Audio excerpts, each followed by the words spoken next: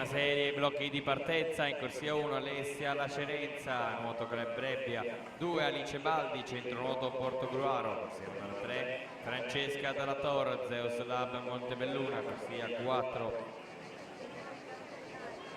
Corsia 4 Francesca Zambona, Nerazzurra Conegliano, 5 Ludovica Zanardo, Notorio Treviso, 6 Alessia Bardini, 7 Greta Gambarotto, Notorio Treviso, 8 Piave Nuoto.